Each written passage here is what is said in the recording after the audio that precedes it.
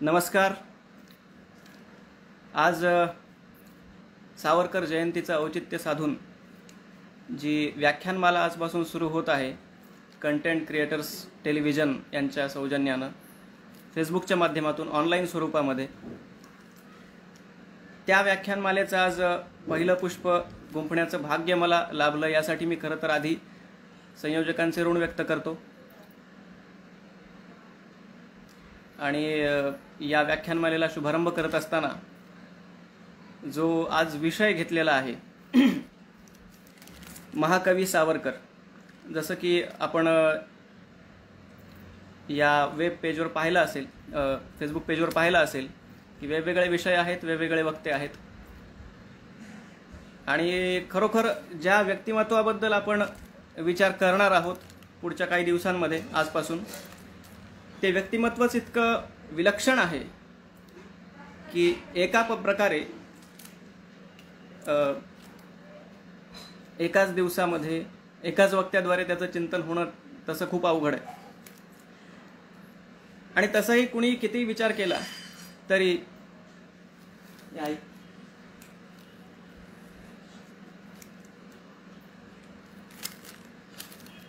तरी त्या विचाराच्या पुढेच हे व्यक्तिमत्व राहतं, हा आपल्या सगळ्यांचा अनुभव आहे. तरी जेवढं शक्य होईल, ज्या प्रकारे शक्य होईल तसं आपण यांचा विचार करूया.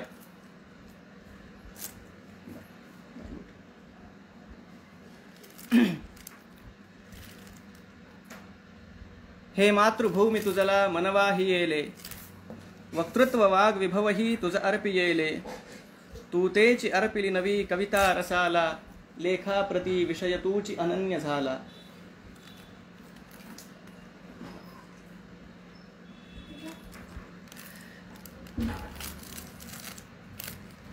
जसं की मी आत्ताच म्हणालो, सावरकरांचे अनेक पैलू आहेत. आणि त्यात मग कवी सावरकर, नाटककार सावरकर, साहित्यिक सावरकर, समाजसुधारक सावरकर, भाषाशुद्धीचे प्रणेते सावरकर, क्रांतिकारक सावरकर, नेते सावरकर,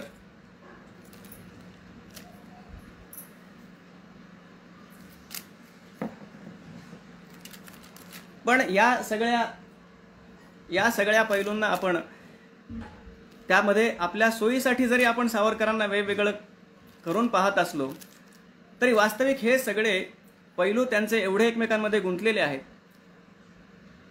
कारण त्यांच्या मधला जो कवित्व आहे ते त्यांच्या समाज सुधारणेमध्ये सुद्धा येतं. त्यांची जी सामाजिक सुधारणेची तळमळ आहे ती नंतर ते जेव्हा नेतृत्व करतात त्यामध्ये येते. त्यांचं नेतृत्व त्यांच्या राष्ट्रभक्तीवर आधारित आहे. त्यामुळे या सगळ्या गोष्टींना आपण त्या अर्थी वेगळं करून पाहू शकत नाही. पण या सगळ्यामध्ये जे एक तत्व समान आपल्याला दिसतं ते म्हणजे त्यांची राष्ट्रनिष्ठा. इतर सगळ्या गोष्टी त्यांच्याकडे आहेत, पण त्या प्रत्येक ठिकाणी, प्रत्येक पैलूमध्ये जो एक धागा समान आहे तो राष्ट्रभक्तीचा आहे. आणि अगदी त्यांच्या कवित्वाचा आज आपल्याला विचार करायचा आहे. आणि खरं तर हा विषय घेत असताना स्वाभाविक आहे, जेव्हा माझा सावरकरांशी पहिला परिचय झाला तेव्हा सर्वात आधी ज्या त्यांच्या पैलूच्या प्रेमात मी पडलो, कदाचित मी स्वतः कवी असल्यामुळे त्यांच्यातल्या कवीच्या मी आधी प्रेमात पडलो. आणि त्यांचं ते कवी असणं सुद्धा, जसा जो श्लोक मी आत्ता त्यांच्या माझे मृत्यूपत्र या कवितेतला म्हणालो, हे मातृभूमी तुझला मनवाही येले, वक्तृत्व वाग विभवही तुझ अर्पी येले, तू तेची अर्पित नवी कविता रसाला, लेखा प्रति विषय तूची अनन्य झाला. म्हणजे अक्षरशः जसं जगद्गुरु तुकाराम महाराज म्हणतात की विषय तो त्यांचा झाला नारायण, नावडे जनधन माता पिता. त्या प्रकारे अगदी बालवयापासून मग त्यांची प्रतिज्ञा असेल की सशस्त्र क्रांतीचा केतू उभारून शत्रूस मारिता मारिता मरे तो झुंजेन.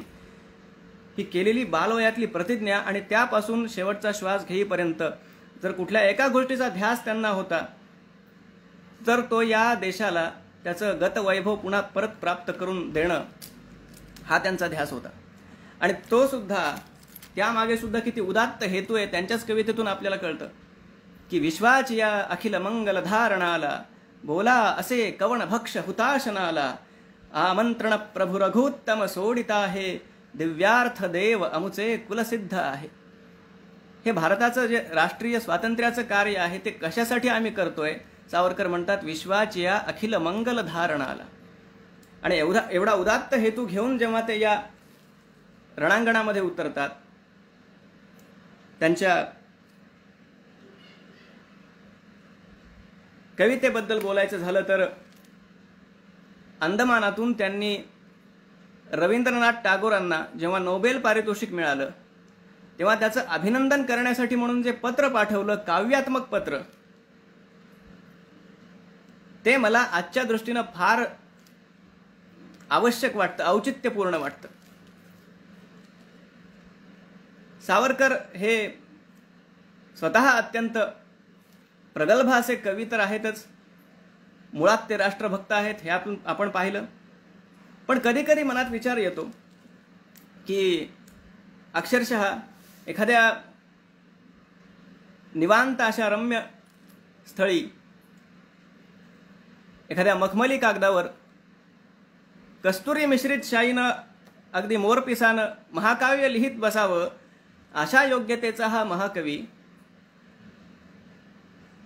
आणि तेवढी विद्वत्ताही त्यांच्याकडे आहे की अर्थागम उपजीविकेचं साधन याविषयी काही त्यांना चिंता करण्याचं कारण नव्हतं. अगदी सुखात त्यांना एक कवी म्हणून आयुष्य घालवता आलं असतं.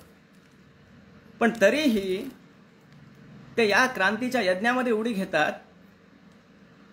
त्यामागचा त्यांचा हेतू ते त्या कवितेमध्ये स्पष्ट करतात. काय म्हणतात? त्या समरबाष परथ कक्षी चिरविवासिता कमलाक्षी. कल्पना फार सुंदर आहे. कविता सगळी सादर करणं एवढा वेळ नाहीये, पण त्यामध्ये कल्पना सावरकर अशी करतात की ही क्रांतीची रेल्वे गाडी आहे आणि त्या रेल्वे गाडीमध्ये अनेक डबे आहेत आणि या सगळ्या डब्यांपैकी कवीचा डबा कुठला हे शोधत मी गेलो, सावरकर म्हणतात.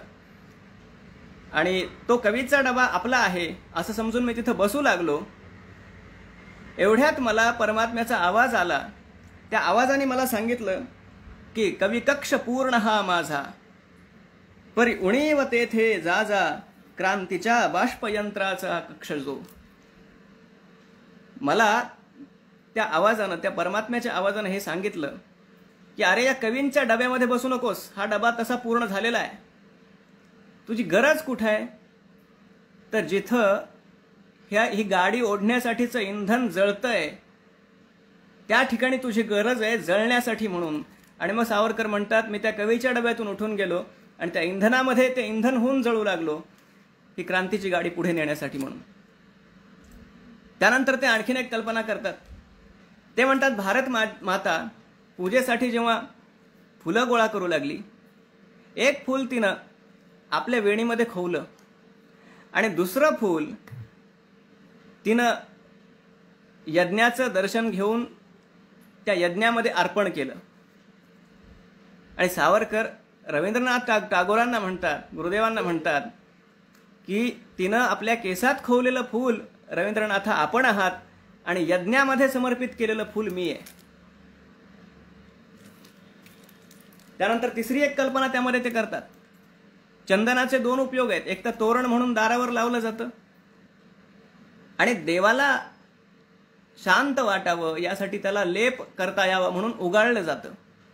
सावरकर म्हणतात तोरण म्हणून लावलेलं चंदन रवींद्रनाथा आपण आहात आणि जे चंदन घासलं जातंय भारत मातेला लावण्यासाठी उटी म्हणून ते मी आहे.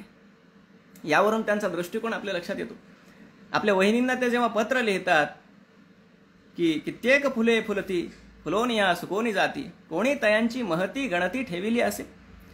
परी जे गजेंद्र शुंडेने उपटिले, जे श्रीहरीसाठी मेले.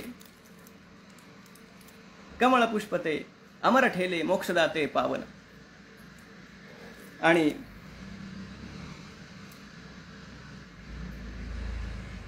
एक असा महाकवी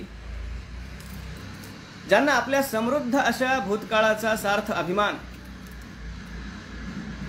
ज्यांना भविष्य काळातल्या येणाऱ्या वैभवशाली अशा उज्ज्वल यशाबद्दल प्रचंड आशावाद आहे, आणि त्यासह वर्तमान काळाचं पूर्णपणे भान आहे. तिन्ही काळांमध्ये सावरकर आहे. आपण त्यांच्या जर कविता पाहिल्या तर आपल्या ते लक्षात येतं की भूतकाळाचा किती अभिमान आहे, आणि तो त्यांनी लोकांच्या मनामध्ये कशा प्रकारे जागृत ठेवला. अखिल हिंदू विजय ध्वजगीत जर आपण पाहिलं त्यांचं, की या ध्वजासची त्या काली रोविती पराक्रमशाली, रामचंद्र लंकेवरती वधुनी रावणा, करीत जै सिकंदर स्वारी, चंद्रगुप्त ग्रीका मारी, हिंदुकुश शिखरी चढला जिंकुनी रणा. हाणिले हुसकिता जेथे हुणासी विक्रमादित्ये, हाच घुमवी मंदोसरच्या त्या रणांगणा. रक्षणी ध्वजाच्या याची शालिवाहनाने साची, उडविली शकांची शकले करुणी कंदना. जै जै हिंदू सम्राटे अश्वमेध केले मोठे, करीत पुढती गेला हाची विजय घोषणा. आंग्ल दैत्य तोची आला, सिंधुतून घाली घाला, बुडविला सिंधुतची त्याही करुणी कंदना. हा आपल्या भूतकाळाचा गौरव आहे. आणि त्याबरोबर येणाऱ्या भविष्यकाळाबद्दल तात्याराव एवढे आशावादी आहेत.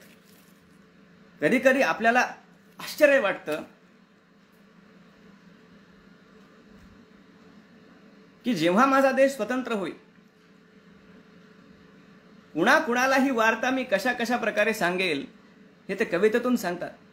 की पुन्हा 7 शतकांनी पायी मिरवित सोन्याचा तोडा, पी सिंधूचे पाणी पुनरपी हिंदू सैनिकाचा घोडा. हे तीर्थांनो, हे क्षेत्रांनो, अखिल भारत भूमीतल्या, हरिद्वार कैलास काशिके पुरी द्वारिके या साऱ्या, सागर संगत भागीरथी ये कावेरीच्या पूतजला. त्रिवेणी यमुने शतद्रुगोदे कृष्णे या तुम्ही सकला. ऐका ऐका रोमहर्षणा वार्ता विजयाच्या आल्या, उभ्या 7 शतकांचा उगवित सूड जिंकले जेत्याला. हिंदू वीरांच्या की श्रीशे असे यशस्वी हटकेला, आज हिंदवी जरीपटका की पुन्हा पोचला अटकेला. आज हिंदवी जरीपटका की पुन्हा पोचला अटकेला. पारतंत्र्याच्या अंधकारामध्ये तात्याराव, त्यांच्यातला कवी, त्यांच्यातला महाकवी, हे स्वप्न रंगवतोय. आणि हे आपल्याला अन्यत्र सुद्धा दिसतं. विचार करा, आपण 50 वर्षांची काळ्या पाण्याची शिक्षा झालेली आहे, पण त्या ठिकाणी सुद्धा अगदी सहज ते उद्गारतात, अरे तुमचं राज्य एवढी वर्ष राहील का? विश्वात आजवरी शाश्वत काय झाले. ते म्हणतात समुद्राच्या लाटा जातात येतात, भरती ओहोटी त्याला पण आहे, सूर्याला पण उदय असतंय. त्यामुळे कुणी असा विचार करू नका ज्यांच्या राज्यावरचा सूर्य मावळत नाही त्या इंग्रजांचं राज्य जाणार नाही. अरे विश्वात आजवरी शाश्वत काय झाले, हा प्रचंड आशावाद आहे. पण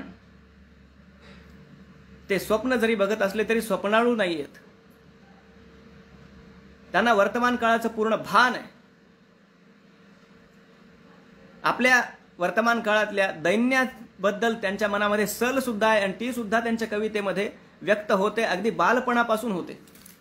इसवी सन 1900 मध्ये, म्हणजे अक्षरशः वयाच्या 16व्या-17व्या वर्षी त्यांनी लिहिलेली कविता जर आपण पाहिली, की नाशकाजवळची पांडव लेणी पाहायला जेव्हा ते जातात मित्रांसोबत, तेव्हा ते त्या लेणी पाहून अत्यंत रम्य स्थळ पाहता ते संतोष झाला बहुमन मनाते. त्यांनी वर्णन तर केलं त्या लेणीचं, पण त्यांच्यातला जो राष्ट्रभक्त आहे त्याला कुठेतरी मनात खंत आहे. वर्तमान काळातल्या दैन्याबद्दलची जाणीव आहे आणि ती तीव्र आहे. पुढे तात्याराव त्या कवितेमध्ये म्हणतात, तो विनायक छोटासा म्हणतो की थोर विद्वान पितरा अशाला, कुपुत्र आम्ही तरी हे कशाला. किती विद्वान, किती थोर आमचे पूर्वज होते, आणि आम्ही काय करतोय. छत्रपती शिवरायांवर त्यांनी जी कविता लिहिली, हे हिंदू शक्ती संभूत दीप्त तम तेजा, त्यात सुद्धा हीच खंत ते व्यक्त करतात दडकोट जंजिरे सारे भंगले, जाहली राजधान्यांची जंगले, परदास्य पराभवी सारी मंगले, या जगती जगू ही आज गमतसे लज्जा, हे हिंद नृसिंहा प्रभो शिवाजी राजा. त्या काळामध्ये ते जेव्हा तरुणांच्या समोर कविता म्हणत असतील, मग तो सिंहगड बाजीप्रभूंचा पोवाडा असेल किंवा छत्रपती शिवरायांची आरती असेल, जयदेव जयदेव जय जय शिवराया, या या अनन्य शरणा आर्या ताराया, जी ऊर्जा ते त्या तरुणांमध्ये भरत असतील. शस्त्रामध्ये सुद्धा इतकी शक्ती नाही जेवढी सावरकरांच्या शब्दांमध्ये शक्ती होती. आणि ही शक्ती इंग्रजांनी अचूक ओळखली होती. उगाच नाही त्यांच्या पुस्तकांवर प्रकाशनापूर्वीच बंदी घातली गेली. उगाच नाही हे सावरकर काय बोलतात काय लिहितात याच्यावर इंग्रजांचं बारीक लक्ष होतं, कारण त्यांच्या शब्दांमध्ये प्रचंड शक्ती होती, स्फोटक शक्ती होती. कित्येक क्रांतिकारक त्यांच्या शब्दांनी घडले. ही शक्ती आली कुठून, याचं मूळ कुठे आहे? त्यांच्या लहानपणचा एक प्रसंग मला सांगावासा वाटतो. स्वाभिमानाचं आणि प्रेरणेचं दुसरं नाव सावरकर आहे. नाशिकमध्ये एक काव्य वाचन स्पर्धा होती आणि तिथं लहानच होते सावरकर, कदाचित 15पेक्षा कमी वय असेल. आणि तिथं त्यांनी भाग घेतला. तिथे जाऊन त्यांनी कविता सादर केली आणि त्या कवितेमधली त्यांची ती अलौकिक प्रतिभा पाहून त्याचा परिणाम वेगळा असा झाला की तिथल्या परीक्षकांना हा विश्वास वाटला नाही की ही यांनीच कविता लिहिली आहे. आणि कुठल्या तरी मोठ्या कोणाकडून तरी ही कविता यानं लिहून आणली असा विचार करून परीक्षकांनी त्यांचं नाव डावललं आणि दुसऱ्याच कुणाला तरी प्रथम द्वितीय तृतीय वगैरे क्रमांक सगळे जाहीर केले. अर्थात मिळणारं यश अपयश याबद्दल काही लहानपणी सुद्धा ते पचवायला अवघड आहे सावरकरांसाठी असं नव्हतं. पण परीक्षकांनी जेव्हा हे सांगितलं की बाळा तू जी कविता लिहिलीस तू खरं सांग ती तुला कोणी लिहून दिली, या परीक्षकांच्या बोलण्यामुळे मात्र या छोट्या विनायकाचा स्वाभिमान दुखावला गेला. आणि ते परीक्षकांना म्हणाले की तुम्ही असं कसं काय म्हणू शकता, कविता तर मीच लिहिली आहे आणि आता तर आपण स्वतःला सिद्ध केलंच पाहिजे असा विचार करून तो विनायक त्या परीक्षकांना म्हणाला, तुम्ही आत्ता मला इथं एक विषय द्या, मी त्यावर इथेच कविता लिहितो आणि तुम्हाला ते ऐकवतो. परीक्षकांना आश्चर्य वाटलं, कौतुकही वाटलं आणि कुतूहलही वाटलं. त्यांनी त्याला एक विषय दिला. तो विनायक थोडा वेळ बाहेर त्यानं जरा फेऱ्या मारल्या आणि एक कविता तो घेऊन आला. खरोखर परीक्षकांना त्यानं ती परीक्षकांसमोर कविता वाचली. परीक्षक तर अर्थात थक्क झाले. त्यांनी तोंडात बोटं घातली. काय विलक्षण प्रतिभा या मुलाची आहे. पण आता बक्षिसं तर जाहीर करून झाली होती, त्यामुळे ती बदलणं शक्य नव्हतं.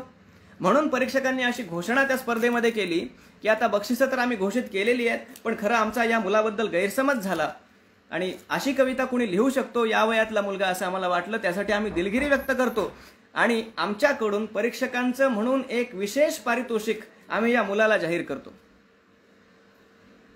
मला जे सांगायचंय ते या पुढचं आहे. त्या ठिकाणी जर सावरकरांच्या ऐवजी दुसरा कोणी या मुलगा असता तर आनंदानं नाचत त्यानं उड्या मारत घरी गेला असता ते बक्षीस घेऊन. सावरकर कुठे आहेत?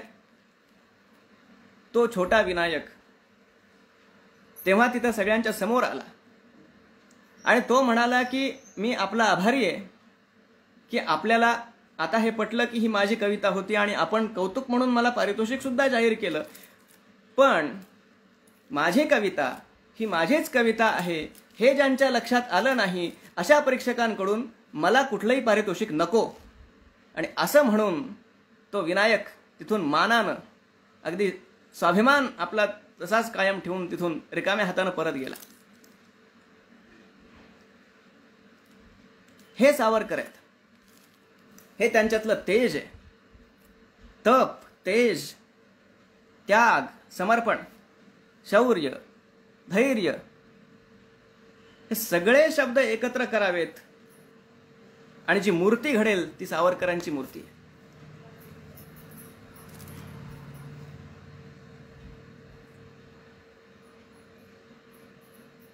कुणालाही महाकवी का म्हणावं, खरं याचा जेव्हा आपण विचार करतो, आधी कवी कोण हाही विचार झाला पाहिजे. कारण मनाच्या कुठल्या तरी लहरीवर स्वार होऊन काही चार शब्द इकडचे तिकडचे जोडून जे घडतं ती कविताच असते. पण ज्यांच्या नसानसामध्ये काव्य शक्ती भिनलेली आहे, ज्यांच्या रोमारोमामध्ये कल्पना शक्ती भिनलेली आहे आणि ज्यांच्या हृदयाच्या तालामध्ये छंद भिनलेला आहे, असे पूर्वसंचित घेऊन येणारे कवी काही वेगळे असतात. जसं गायला सगळेच गातात, गावं काही हरकत नाही, पण स्वर खरोखर नादब्रह्म ज्यांच्या गळ्यामध्ये विराजमान आहे असे पूर्वसंचित घेऊन येणारे गायक वेगळेच असतात. कवींचंही तसंच आहे. आणि सावरकर हे त्या कोटीतले होते. मानवाच्या समग्र अस्तित्वाला ज्याची कविता व्यापून उरते,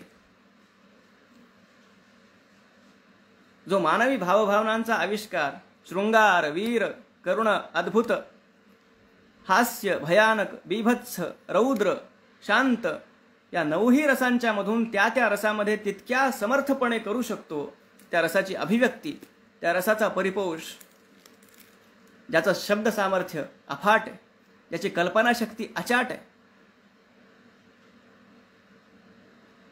त्याला खऱ्या अर्थानं महाकवी म्हणावं. आणि सावरकरांच्या कल्पनाशक्तीबद्दल तर काय बोलावं, अनेक उदाहरणं आपल्याला त्यांच्या काव्यात सापडतील. खरं आपण काही वेळामध्ये, पाऊण तासा एक तासामध्ये सावरकरांच्या महाकवित्वाचा सगळा अनुभव घेऊ हे म्हणणं मुळात चुकीचं आहे. कारण हे शक्य नाहीये. हा रसग्रहणाचा विषय. तरी काही वानगी दाखल जर आपण गोष्टी बघितल्या तर त्यांची कल्पनाशक्ती या विषयाचा जर आपण विचार केला, किती अफाट कल्पना करावी. सावरकर जेव्हा एक नाट्यगीत लिहितात, एक नाट्यपद आहे सावरकरांचं, शतजन्म शोधिताना, आपण ते ऐकलेलं असेल. एक विरहिणी आहे जिचा पती युद्धावर गेलाय, जिची त्या पतीशी अगदी थोडा वेळ भेट झाली असं तिला वाटलंही नाही की तेवढ्यात त्याला युद्धावर जावं लागलं. आणि त्या आपल्या प्राणप्रिय पतीचा तो विरह त्या गीतातून व्यक्त झाला. आता इथं कुठलाही कवी एखादं भावगीत लिहिल्यासारखं एखादं नाट्यपद लिहिल, कुठपर्यंत आपली कल्पनाशक्ती जास्तीत जास्त धावू शकते आपण विचार करावा.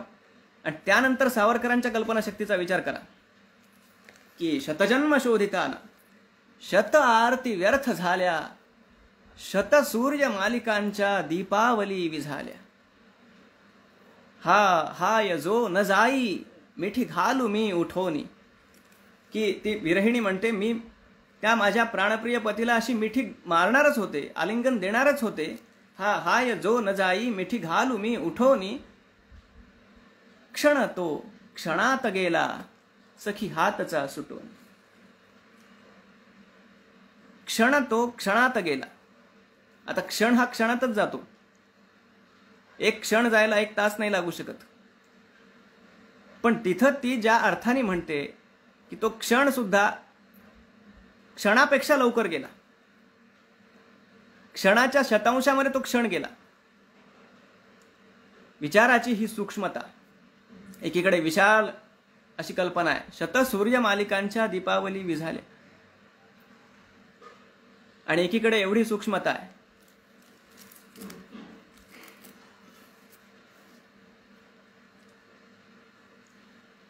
तारकास पाहून नावाच्या एका कवितेमध्ये जेव्हा सावरकर जहाजाच्या डेकवर बसून आकाशाचं निरीक्षण करतात रात्री, तेव्हा ते सगळे तारे, एकीकडे त्यांना समुद्र दिसतोय, विशाल समुद्र, आणि एकीकडे विशाल आकाश, आणि एकीकडे त्या आकाशा एवढी उंची आणि समुद्राची खोली दोन्ही ज्याकडे आहे ते सावरकर. हा फार विलक्षण प्रसंग आहे.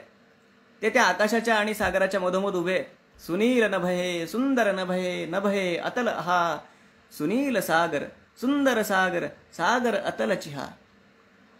हे आकाशात जे तारे दिसत आहेत ते काय आहेत? एखाद्या महाकवीलाच असा प्रश्न पडू शकतो.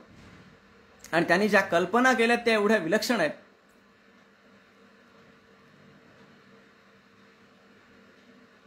एक एक कल्पना आपण वाचावी आणि ती कविता संपता संपता सावरकरांच्या मधला जो तत्वज्ञ आहे तो पुन्हा पुन्हा त्यांच्या कवितेतून व्यक्त होतो.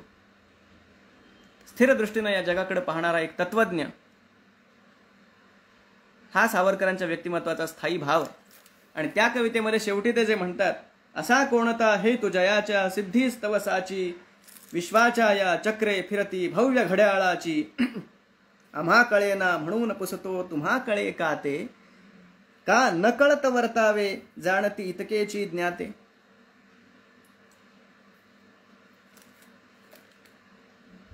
निरीक्षणाची सूक्ष्मता.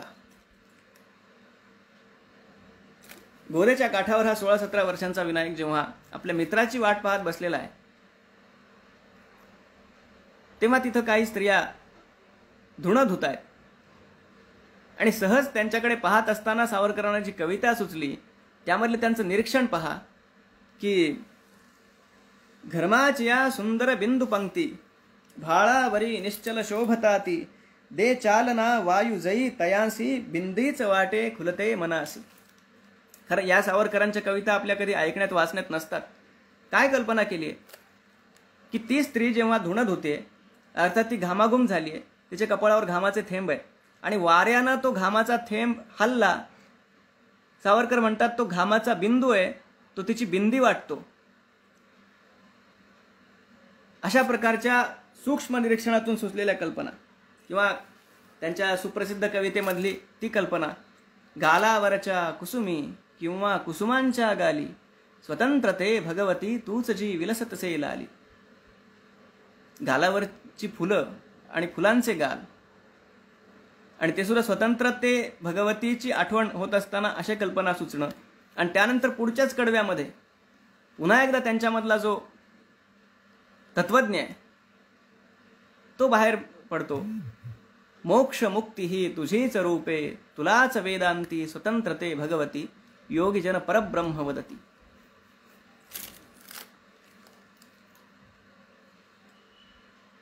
एकीकडे सावरकर इतके कठोर आहेत, इतके वज्रनिश्चयी आहेत आणि अर्थात ते तेवढे वज्रनिश्चयी होते, तेवढे कठोर होते म्हणून ते एवढ्या सगळ्या हाल अपेष्टांमधून पार पडू शकले. पण एकीकडे एवढे कठोर आहेत आणि दुसरीकडे इतके कोमल आहेत. आणि त्यांच्या काव्यातून त्यांची ही दोन्ही रूपं फार सुंदर प्रकारे व्यक्त होतात. वज्रादपि कठोराणी मृदूनि कुसुमादपि, लोकोत्तराणाम चेतांसी कोन विज्ञातुमर्हति. जेव्हा मार्सिलिसला त्यांनी समुद्रामध्ये उडी घेतली, प्रसंग आपल्याला ठाऊक आहे, पण त्यानंतर आता इंग्रज सरकार आपला अधिक छळ करणार याचा त्यांना अंदाज होता. आणि तिथं त्यांनी स्वतःला जे कवच परिधान केलं, कवितेचं कवच, की आता इथून पुढे होणाऱ्या सगळ्या यातना सहन करण्यासाठी आपण सिद्ध आहोत. अनादिमी अनंतमी अवध्यमी भला, मारिल रिपू जगती असा कवण जन्मला. आणि त्या कवितेमध्ये ते जे बोलतात अंगावर अक्षरशः शहारा येतो. लोट हिंस्र सिंहांच्या पंजरी मला, नम्र दास समचाटिल मम पदांगुला. कल्लोळी ज्वाळांच्या फेकिशी जरी, हटुनी भवती रचिती शीत सुप्रभावली. आण तुझ्या तोफांना क्रूर सैन्यते, यंत्र तंत्र अस्त्र शस्त्र आग ओकते. हला हला त्रिनेत्र तो, मी तुम्हासी तैसाची गिळून जिरवितो.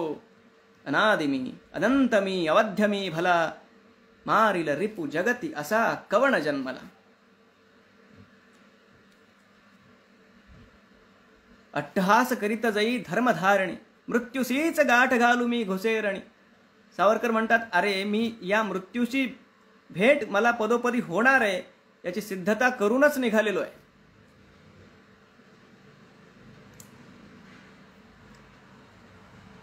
सगळ्या गोष्टींची तयारी करून या मार्गावर मी आलेलो आहे.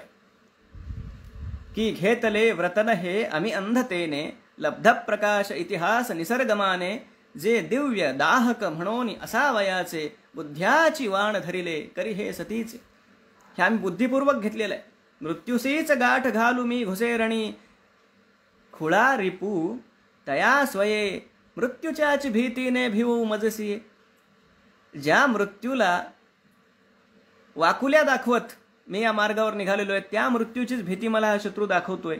खुळा रिपू तया स्वये मृत्यूच्याच भीतीने भिवू मजसिये अनादिमी अनंतमी.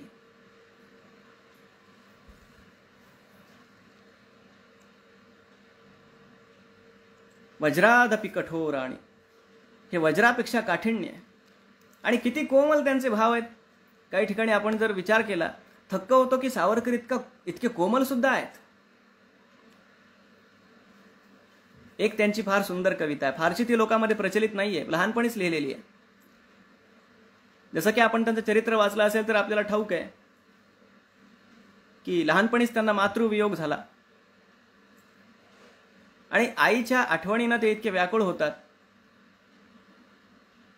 रानात चुकलेल्या एका कोकराचं जे वर्णन त्यांनी एका कवितेमध्ये केले ते फार विलक्षण आहे. कुठल्याही सहृदय माणसाला रडवणारं ते काव्य आहे. एक कोकरू त्यांना सापडतं रानामध्ये. ते त्याला घरी घेऊन येतात. आईपासून ते वियुक्त झालेलं आहे. त्याला ते दूध पाजण्याचा प्रयत्न करतात पण ते पित नाहीये. त्याचं मन कुठे लागत नाहीये. त्याला सारखी त्याच्या आईची आठवण येते. शेवटी दुसऱ्या दिवशी हा छोटा विनायक त्या कोकराला रानामध्ये पुन्हा नेऊन सोडतो आणि तिथं त्याची आई असते. त्याची आणि त्याच्या आईची जेव्हा भेट होते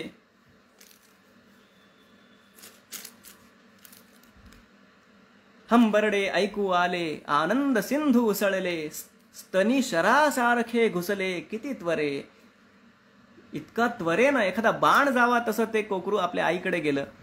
पण हे दृश्य पाहून या छोट्या विनायकाला आनंद तर खूप झाला की त्याची आणि त्याच्या आईची भेट घडून आपण दिली. पण आपल्या आईच्या आठवणीनं ते व्याकुळ सुद्धा खूप झाले. हे प्रभो हर्षविसी यासी परी मला रडत बसवीसी मम माता का लपवीसी सांगरे. आईच्या विरहामधले हे सावरकर. प्रभाकर नावाचा 4 वर्षाचा मुलगा जेव्हा सावरकरांचा वारला आणि ही बातमी त्यांना युरोपमध्ये असताना कळली तेव्हा त्या प्रभाकराच्या आठवणीमध्ये त्यांनी लिहिलेली कविता किती हळुवार त्यातले भाव आहेत. परिसुनी यौवन लतिकेला तू पहिले फूल फुले प्रभ्या प्रियकरा. आणि त्यात ते म्हणतात अमूर्त तू कल्पना एक मधु मधुर अशी हृदया. आणि अर्थात त्यांची ती कविता जी एक कविता सावरकरांनी लिहिली असती तरी आपल्याला त्यांना महाकवी म्हणावं लागलं असतं.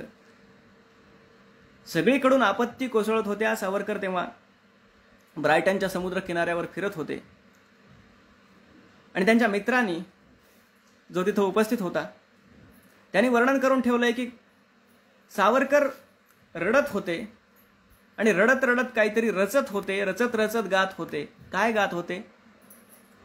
ने मजसी ने परत मातृभूमीला सागरा प्राण तळमळला. या एका कवितेसाठी सुद्धा आपल्याला त्यांना निश्चितपणे महाकवी हे म्हणावंच लागलं असतं. मराठी साहित्य संगीत यांची ज्यांना थोडीफार तरी आवड आहे असा कुणी क्वचितच कुठे सापडेल ज्यानं ही कविता ऐकली नसेल वाचली नसेल. समुद्राशी ते जे बोलतात की भूमातेच्या चरणतला तू धूता मी नित्य पाहिला होता मज वदलासी अन्य देश चल जाऊ सृष्टीची विविधता पाहू. सावरकर म्हणतात समुद्राला तू मला असं म्हणालास की चल जर आपण फिरून येऊ जगामधली सगळं वैविध्य पाहून येऊ सगळी मजा या जगाची पाहून येऊ. पण तेव्हा मी मजा पाहण्यासाठी निघालो नव्हतो. ते समुद्राला म्हणतात कशामुळे निघालो की सृष्टीची विविधता पाहू तै जननी हृद विरह शंकितही झाले परी तुवा वचन तिज दिधले मार्गज्ञ स्वये मीच पृष्ठीवाहीन परितया परत आणीन. मला परत आणून सोडशील असंही तू म्हणाला होतास. विश्वसलो या तव वचनी मी पण मी निघालो कशामुळं? माझ्या आईपासून दूर. जगदनुभव योगे बनूनी मी, तव अधिक शक्त उद्धरणी मी. जगद अनुभव योगे तव उद्धरणी अधिक शक्त बनूनी मी, येईन त्वरे कथून सोडिले तिजला. जगाचा आई मी अनुभव घेतो, काय काय कुठे चाललंय ते पाहतो, आणि तुला स्वतंत्र करण्याच्या दृष्टीनं अधिक सक्षम बनून मी परत येतो, हा विचार करून मी निघालो होतो. नभी नक्षत्रे बहुत एक परिप्यारा, मज मातृभूमीचा तारा. प्रासाद इथे भव्य परी मज भारी. आणि एखाद्या सुभाषितासारखी जी ओळ आपण नेहमी आठवतो, आईची झोपडी प्यारी. सावरकर करुण झालेत, ते रडतायत. दुःखाचा, निराशेचा स्पर्श त्यांच्याही मनाला झालेला आहे अनेक ठिकाणी. अंदमानमध्ये असताना सुद्धा ते कधी कधी त्यांच्या मनात आत्महत्येचे विचार सुद्धा आलेले आहेत. पण त्यातून जे उफाळून पुन्हा वरती येतात ते खरे सावरकर आहेत. याच कवितेच्या शेवटच्या कडव्यामध्ये सावरकरांचा तो स्वाभिमान, त्यांच्यातला तो वीररस कसा उफाळून वर येतो पहा. या फेण मिशे हससी निर्दया कैसा. अरे मी तुझ्याकडे विनवण्या करतोय, माझ्या मातृभूमीकडे परत ने म्हणून समुद्राला ते म्हणतात, आणि तू हसतोयस का? वचनभंगीसी ऐसा. त्वरितया परत आणीन हे वचन तू माझ्या आईला दिलं होतंस, ते मोडतोयस का? वचनभंगीसी ऐसा. त्वत्स्वामित्वा सांप्रतजी मिरवीते, भिवनिका आंग्लभूमी ते. जे इंग्रज हे आज तुझे स्वामी म्हणवतायत त्यांना भिवून तू असं करतोयस का? मन मातेला अबल म्हणून फसवीसी. माझी आई आज दुर्बल आहे, माझी भारत माता दास्यामध्ये आहे, म्हणून तिला तू फसवतोयस का?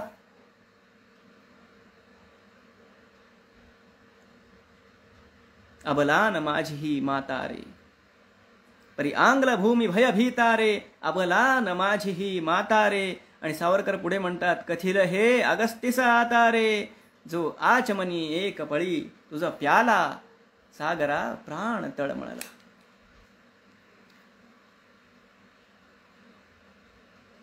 सावरकर जेव्हा अंदमानमध्ये आहेत,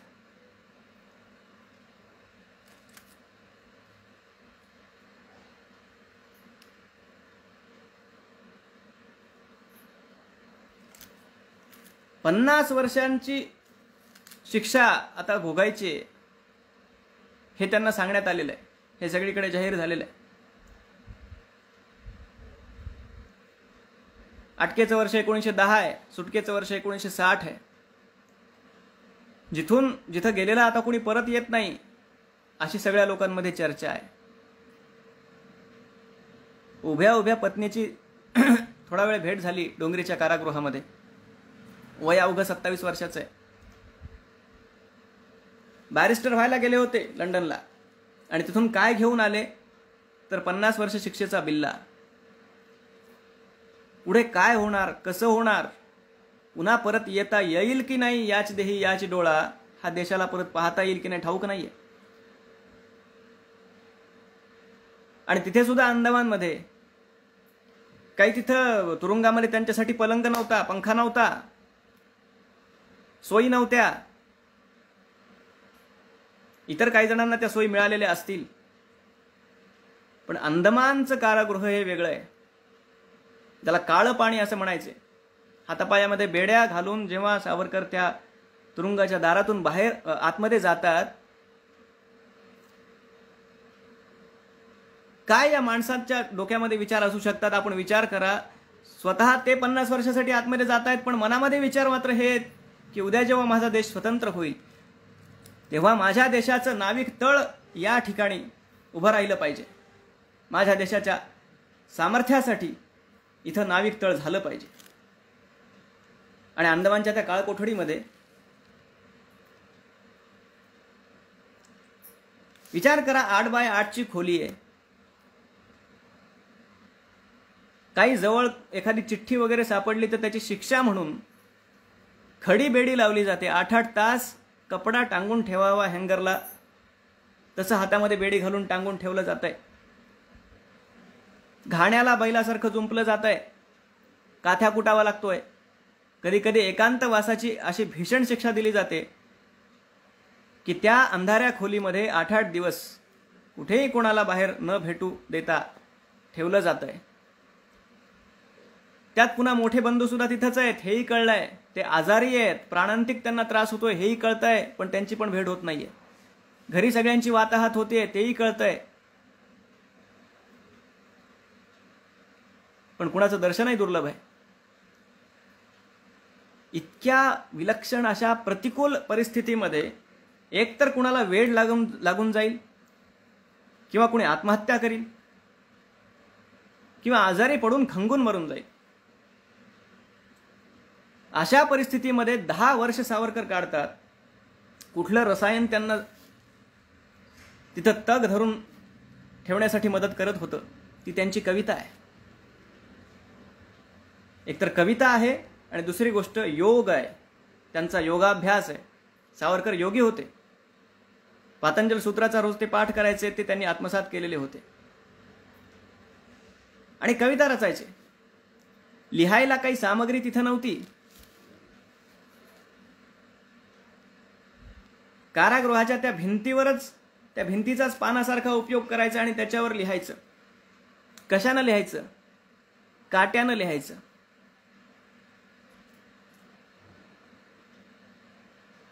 आणि मग ते असं काहीतरी लिहितायत हे लक्षात आलं की तो जेलर तिथं यायचा, बॅरी, आणि ते सगळं त्यांनी लिहिलेलं पुसून टाकायचा, रंगरंगोटी करून टाकायचा त्या खोलीची, आणि छद्मीपणाने हसत हाताची घडी घालून सावरकरांकडे बघायचा की मी तुम्ही लिहिलेलं सगळं पुसून टाकलं, बघा काय करणार आता.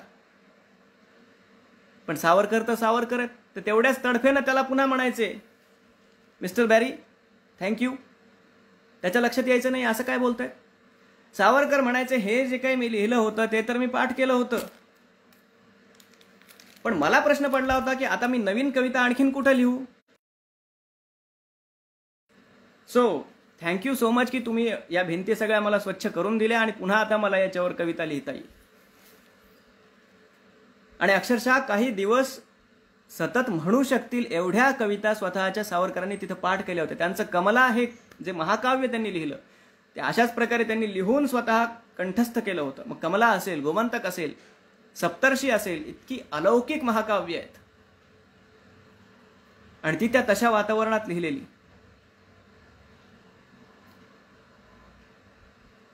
त्या कवितेनं त्यांना तग धरून ठेवायला भाग पाडलेलं होतं. तिथून बाहेर पडल्यानंतर सुद्धा पुन्हा त्यांच्या कवितेचा उपयोग त्यांनी सामाजिक सुधारणांसाठी सुद्धा केला. तुम्ही आम्ही सकळ हिंदू बंधू बंधू, तो महादेवजी पिता आपुला, चला तया बंधू. किंवा जसं मी आता उल्लेख केला, अखिल हिंदू विजय ध्वजगीत होतं. किंवा पतित पावन मंदिराची उभारणी असेल, मंदिरामध्ये सगळ्यांना प्रवेश मिळावा यासाठी त्यांनी केलेलं कार्य असेल, मला देवाचे दर्शन घेऊ द्या असं म्हणून लिहिलेलं ते गीत असेल, त्यांची नाटकं असतील, त्यांची भाषणं असतील. सावरकरांबद्दल विचार करताना मला आणखीन एक गोष्ट प्रकर्षाने जाणवते. इतर कुठल्याही कवीनं लिहिलेली कविता हेच फक्त त्याचं कवित्व आहे, मात्र सावरकरांच्या बाबतीमध्ये आपण त्यांची नाटकं पाहावीत, त्यांनी लिहिलेली पुस्तकं पाहावीत, त्या पुस्तकांमधले उतारेच्या उतारे पाहावेत. त्या सगळ्या कविताच वाटतात. 1857चं स्वातंत्र्य समर या ग्रंथामध्ये सावरकर तो प्रसंग जेव्हा आहे तात्या टोपेंना फासावर चढवलं जात आहे त्या ठिकाणी सावरकरांनी जे लिहिलंय की तात्या तुम्ही कुणासाठी लढलात, तो उतारा अशा प्रकारचे रोमांच आपल्या अंगावर उभे करतो. तो उतारा म्हणजे एक काव्यच आहे. किंवा अभिनव भारत या त्यांच्या संघटनेच्या सांगता समारोहामध्ये त्यांनी जे भाषण केलं, त्या भाषणामध्ये जे सिंधू सूक्त ते बोलले, सिंधू नदी भारतापासून वेगळी झाली, त्या सिंधूचा विरह तो असह्य होऊन जे त्यांच्या तोंडून बाहेर पडलं की हे स्रोतस्विनी सिंधू, हा सर्व देश तुला एक वेळ विसरला तरी हा महाराष्ट्र पुन्हा तुला स्वतंत्र केल्यापासून, मुक्त केल्यापासून राहणार नाही. त्यांच्या त्या सिंधू सूक्तामधले त्यांचे शब्द, त्यामध्ये त्यांनी त्यांची अलंकारिकता, किंबहुना त्यांची सगळीच भाषणं ही एक एक तास सादर केलेल्या कविताच आहेत. काव्य त्यांच्या श्वासामध्ये गुंफलेलं आहे. नाटकातले त्यांचे उतारे असतील, त्यांनी लिहिलेले निबंध असतील,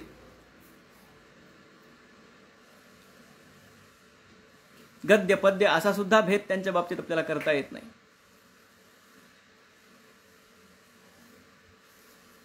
आणि खऱ्या अर्थानं आजच्या काळाचा जर आपण विचार केला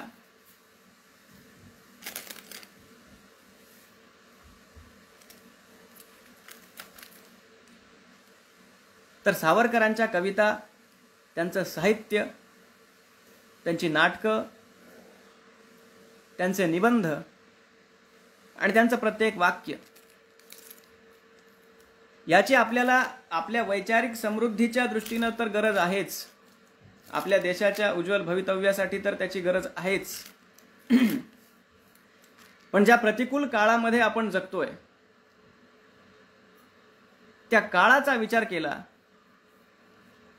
तर निदान माझी जन्मठेप सारखा त्यांचा ग्रंथ किंवा त्या जन्मठेपेतल्या आपल्या अनुभवांवर त्यांनी ज्या कविता रचल्या त्या कविता, हे सगळं आज वाचण्याची जास्त गरज आहे. आज 1.5 वर्ष जवळपास झालेलं आहे. आपण जास्त करून घरात आहोत. परिस्थिती प्रतिकूल आहे. काय होईल, कसं होईल पुढे अजूनही सांगता येत नाही. अनिश्चितता आहे. आणि त्यामुळे कित्येकांना जे नैराश्य येत आहे आणि ज्या प्रकारे आता काय होईल चिंता वाटते, जो आपला सगळ्यांचा एक नेहमीचा शब्द असतो टेन्शन, ते सगळ्यांना येत आहे. पण अशा परिस्थितीमध्ये ज्या व्यक्तिमत्वाकडे आपण पाहावं, ज्यांना वाचावं आणि खरोखर वाचावं मनापासून, ते सावरकर आहेत. एकदा त्या ठिकाणी जाऊन, त्या भूमिकेत जाऊन आपण विचार करावा की कुठल्या प्रकारच्या परिस्थितीतून उफाळून वर येता येतं.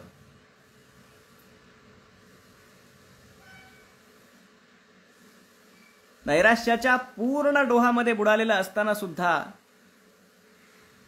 त्यांच्या काव्यातून अक्षरशः ज्वाळा उसळतात. एक एक कविता जेव्हा त्यांची डोळ्यासमोर येते, व्याघ्र नक्र सर्प सिंह हिंस्र जीव संगरी शस्त्रशक्तीने मनुष्य हा जगे धरेवरी, ते तेज, त्यातल्या नितांत रम्य अशा कल्पना काथ्याकूट करत असताना सुद्धा त्यांना काव्य सुचावं. हात सोलून निघतायत आणि तिथं ते काय बोलतायत, जे बोलतायत ते काव्यच आहे. काथ्याकूट करत असताना सुद्धा त्यांच्या मनामध्ये हे चाललंय की ठीक आहे, काथ्याच कुटायचं आहे ना, मग काय हरकत आहे. हे सगळं जग म्हणजे सुद्धा एक काथ्याकूट नाहीये का. आणि तिथं त्यांचं मन तत्वचिंतनाच्या ज्या पातळीवर जातं आणि जे गद्यकाव्य त्यांच्या मुखातून बाहेर पडतं ते विलक्षण आहे. या सूर्यमालिकांचं घडणं, ती सगळी घडामोड ब्रह्मांडातली, हा सगळा सुद्धा काथ्याकूटच आहे. आणि ते जेव्हा आपण पाहतो, जेव्हा वाचतो, त्यांच्या शब्दांमधल्या त्या तेजाचा जेव्हा आपल्याला स्पर्श होतो, तेव्हा खऱ्या अर्थानं त्यातला थोडा अंश जरी आपल्याला घ्यायला मिळाला तरी त्यातून आपण स्वतःला कृतार्थ समजावं. सावरकर खरोखर अफाट आहेत. जसं मी सुरुवातीलाच म्हणालो की त्यांचा एक एक पैलू सुद्धा इतका विलक्षण आहे की त्या एका एका पैलूचा अभ्यास करताना सुद्धा आपल्या नाकी नऊ येतात. आणि एक माणूस किती स्तरावर काम करू शकतो, किती भूमिकांमधून व्यक्त होऊ शकतो, आणि हे सगळं सुद्धा किती प्रकारच्या हाल अपेष्टा भोगत आपण कल्पना करू शकत नाही. एवढ्या प्रचंड अशा प्रतिकूल परिस्थितीमध्ये सुद्धा अगदी ठामपणे उभा राहून पुन्हा पुन्हा विजयाची गाणी गाऊ शकतो, पुन्हा पुन्हा उत्साहानं महाकाव्य रचू शकतो. निश्चितपणे या प्रतिकूल काळामध्ये त्या तेजाचा स्पर्श आपल्याला या व्याख्यानमालेच्या रूपामध्ये, आपल्या चिंतनाच्या रूपामध्ये व्हावा, एवढीच अपेक्षा आज इथं व्यक्त करतो. आणि एक कवी आहे त्यामुळे एका कवितेच्या रूपामध्ये सावरकरांच्या त्या व्यक्तित्वाला प्रणाम करतो आणि मग माझ्या मनोगताला आज पूर्णविराम देतो. तू खळाळता समुद्र तू उधाणता समीर. तू खळाळता समुद्र, तू उधाणता समीर. तू धनंजयाची या जणू धनुवरील तीर. तू प्रदीप्त यज्ञकुंड आणि आहुतीही तूच. तू प्रदीप्त यज्ञकुंड आणि आहुतीही तूच. क्रांतिकारकांची या चितेतली अतृप्त आच. तू हला हला पिऊन पचविले शिवापरी. तू हला हला पिऊन पचविले शिवापरी. तू अगस्ती संकटाब्धी रिचविले कितीतरी. तू कठोर वज्रसा, तू कठोर वज्रसा फुलाहुनी मृदू नितांत. तू रणांगणी कराल कोठडीत शांत दांत. क्रांतदर्शी तू ऋषीच राष्ट्रचिंतनी सचिंत.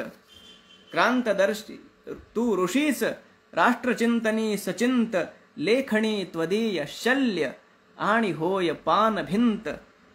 काय अर्घ्य भास्करा समर्पुनी समर्पिणार. तेज हे तुझेच जे तुला आम्हास दाविणार.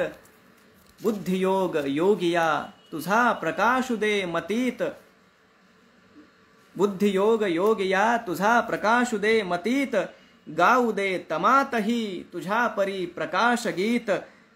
आमुच्या करांजलीत एवढेच दान दे. आमुच्या करांजलीत एवढेच दान दे. तुझ्या परी विनायका सदैव राष्ट्रभान दे. तुझ्या परी विनायका सदैव राष्ट्रभान दे. आणि याच प्रार्थनेसह पुन्हा एकदा संयोजकांचं अभिनंदन करून आणि त्यांचं ऋण व्यक्त करून माझ्या वाणीला विराम देतो. वंदे मातरम.